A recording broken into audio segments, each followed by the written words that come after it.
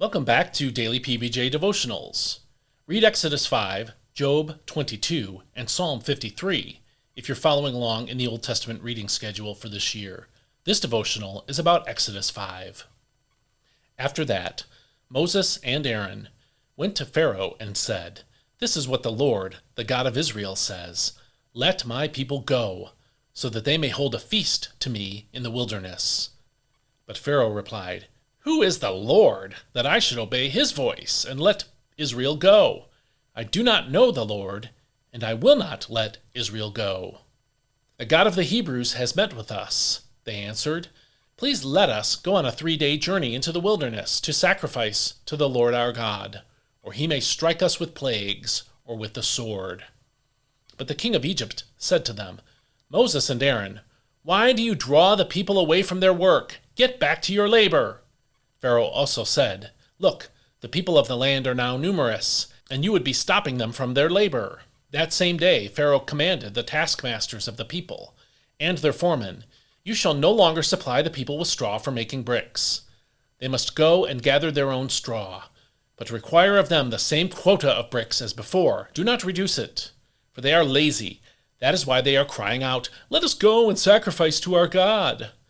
Make the work harder on the men, so they will be occupied and pay no attention to these lies." So the taskmasters and foremen of the people went out and said to them, "This is what Pharaoh says, 'I am no longer giving you straw. Go and get your own straw wherever you can find it, but your workload will in no way be reduced.'" So the people scattered all over the land of Egypt to gather stubble for straw. The taskmasters kept pressing them, saying, "Fulfill your quota each day, just as you did when straw was provided." Then the Israelite foremen, whom Pharaoh's taskmasters had set over the people, were beaten and asked, "Why have you not fulfilled your quota of bricks yesterday or today, as you did before?" So the Israelite foremen went and appealed to Pharaoh, "Why are you treating your servants this way? No straw has been given to your servants, yet we are told, 'Make bricks.'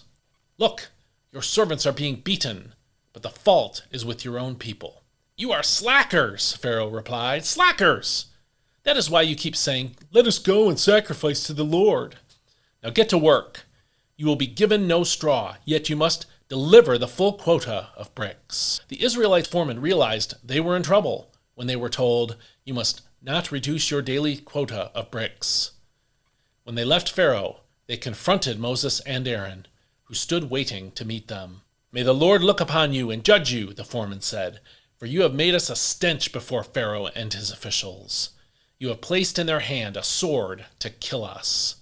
So Moses returned to the Lord and asked, "Lord, why have you brought trouble upon this people? Is this why you sent me?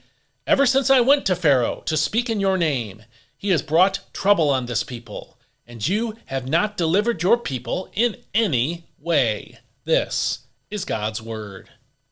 With God's direct command, some impressive miracles at his disposal, and the promise of success, you would think that getting the Israelites out of Egypt would be snap your fingers simple for Moses, right?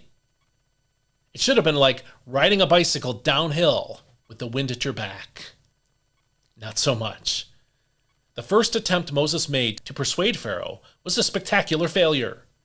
Not only did Pharaoh say no, he punished the Israelites for even asking. We saw that in verses 6 through 18 today. This caused the Jewish men and women Moses was trying to lead to turn against him. In verse 21 they said, this is the NIV's reading, "May the Lord look on you and judge you. You have made us obnoxious to Pharaoh and his officials, and have put a sword in their hand to kill us." Moses himself was less than thrilled with God as well. In verses 22 and 23 we read, "Moses returned to the Lord and said, 'Why, Lord, have you brought trouble on this people? Is this why you sent me? Ever since I went to Pharaoh to speak in your name, he has brought trouble on this people, and you have not rescued your people at all." Again, those are the words of verses 22 and 23 in the NIV. Moses started out very reluctant to do what God commanded him to do, and then when he did it, God made things worse for his people, not better.